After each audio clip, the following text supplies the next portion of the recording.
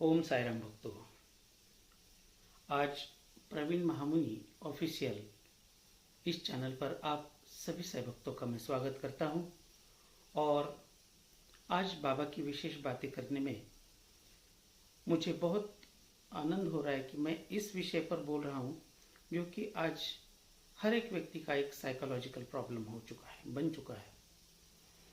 देखिए, बाबा ने अपने सच्चरित्र में हर एक व्यक्ति विशेष को दर्शाया है। बाबा के पास हर प्रकार के अच्छे, बुरे, लालची, ढोंगी, झूठ बोलने वाले, फरेब करने वाले हर टाइप के व्यक्ति विशेष आते थे। लेकिन बाबा हर एक के मन के भाव जानते भी थे और पहचानते भी थे। बाबा सबको जानते थे, सब कुछ पहचानते थे। फिर भी उन सबको एक उचित मार्गदर्शन करने की कोशिश बाबा हमेशा करते थे कि ये अच्छे रास्ते पे उसको अच्छा मार्गदर्शन हो जाए, यह अपप्रवृत्ति से दूर निकलकर एक सन्मार्ग पर चले, अच्छा मार्ग पर चले। बाबा हमेशा ये कोशिश करते थे कि वह व्यक्ति इस पूरे कीचड़ से निकलकर एक अच्छी जिंदगी जिए। लेकिन फिर भी बाबा के साथ ऐसे कई लोग थे जो उनके पीठ पीछे या हर एक दूसरे के पीठ पीछे बातें करते थे। और ये लोग दुनिया में हर जगह पे पाए जाते हैं। बाबा के ज़माने में भी थे और आज के ज़माने में भी है। जब तक ये कलयुग है तब तक ऐसे लोग तो मिलते रहेंगे, जिनको दूसरे की निंदा करने में, ईर्ष्या करने में, दूसरे को बदनाम करने में बड़ी खुशी हो जाती है। ये इसको आसुरी आनंद कहते हैं। यह आसुरी आनंद बहुत से लोग लेते रहते हैं। इनके लिए यही एक जरिया होता है अपना आनंद प्राप्त करने की। वो भागवत चिंतन में या बाबा के चिंतन में या भजन संकीर्तन में आनंद नहीं ढूंढते। ये लोग उन चीज़ों में आनंद ढूंढते हैं जो कि दूसरे के लिए क्लेशदायक हो, दूसरे के लिए तकलीफ हो जाए, दूसरा दुख में पड़ जाए, अड़चन में आ जाए। वो देखने के बाद इन लोगों को, इस प्रवृत्ति के लोगों को थोड़ा सा आनंद मिल जाता है और इसको हम आसुरी आनंद कहते हैं। गंदगी फैलाना, तकलीफ देना, बुरा भला कहना, गाली गलौज करना, इन लोगों का ये एक व्यवहार होता है। व्यापार नहीं, व्यवहार होता है।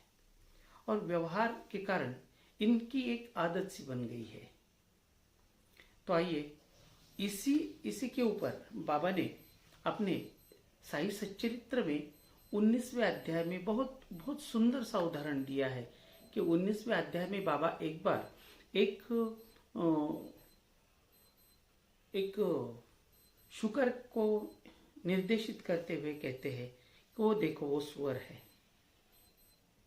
बाबा कहते हैं वो सुअर है और वो विष्ठा खा रहा है।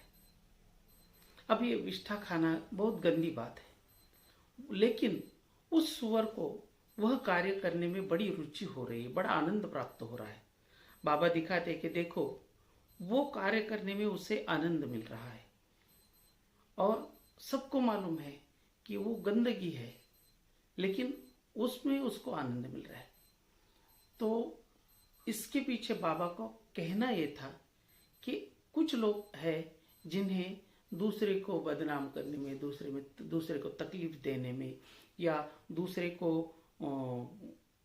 ठेंच पहुंचाने में या उसके पीठ पीछे बातें करने में, गॉसिपिंग करने में बड़ा आनंद होता है।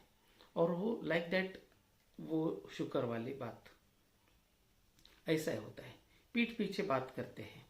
अब बात हो गई है तो बाबा ये भी कहते हैं कि कुछ लोग सर्फ साबुन से मैल निकालते हैं, कुछ रगड़ रगड़ कर साबुन मतलब रीठा से मैल निकालते हैं। लेकिन कुछ लोग ऐसे होते हैं कि जो अपने जीभा से मैल निकालते हैं, गंदगी निकालते हैं। मतलब अपनी जीभा को इतना गंदा कर देते हैं कि वो कुछ भी अनाप शनाप बोल के दूसरे के तकलीफों पर वो नमक छिड़कने का काम करते हैं।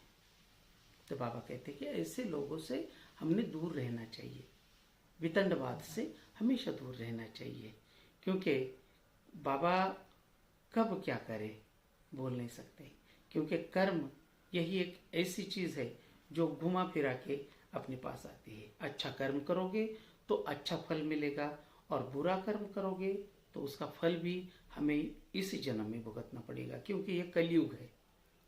यहाँ कहीं जाकर मरने के उपरांत हमें पाप पुण्य का हिसाब नहीं, यही करना है सब कुछ। इस हाथ से करो और इस हाथ से भुगतो। इसीलिए मैं सबसे विनती करता हूं कि भक्तों, हमेशा अच्छा कर्म करो, क्योंकि कर्म पर ही हमारा नाम और हमारा सब कुछ अस्तित्व डिपेंड है। अच्छा कर्म करो, अच्छे कर्म का फल हमेशा मीठा और अच्छा मिलता ही है। बाबा ने कहा है कर्मों का फल तो बंदे तुम्हें भोगना पड़ेगा, लेकिन अगर किसी के अच्छे कर्म हो तो उसका फल उसे बहुत अच्छा मिल जाता है। और वक्त हमेशा वही नहीं रहता। किसी को घमंड होता है, किसी को अहंकार होता है, किसी को मैं आ जाती है कि मेरे जैसा कोई नहीं, मैं घमंडी हूँ, ये है वो है। लेकिन मैं ये कहता हूँ कि बाबा कटोरा बदलते देर नहीं करते। बाबा कटोरा बदलते देर नहीं करते। आज अगर राजा है तो कल फकीर बन जाएगा, और कल फकीर है तो आज पता नहीं शहंशाह वाली उसकी इमेज हो जाएगी या शहंशाह बन जाएगा। इसीलिए वक्त किसी को गुलाम नहीं, हम सब वक्त के गुलाम हैं, लेकिन वक्त किसी का गुलाम नहीं। किसी का वक्त बदलते देर नहीं लगती। इसलिए इस घड़ी से ज़्यादा उस घड़ी पर ध्यान दो जिस घड़ी हम अच्छा कर्म करते हैं। अपने कर्म पर हमेशा ध्यान दो। तो आइए, बहुत सारी बातें हैं कर्म के ऊपर कि साई सच्चरित्र में बाबा ने बहुत ऐसी बातें बताई है कि कर्म कैसे होने चाहिए, कर्म के प्रकार क्या है। बहुत सारी बातों पर हम लोग विश्लेषण से बात करेंगे, लेकिन फिलहाल आज के लिए यही रुक जाते हैं। तो प्रवीण महामुनि ऑफिशियल चैनल को ज़्यादा से ज़्यादा लाइक करें, शेयर करें और सब्सक्राइब करें। धन्यवाद। ओम साई राम।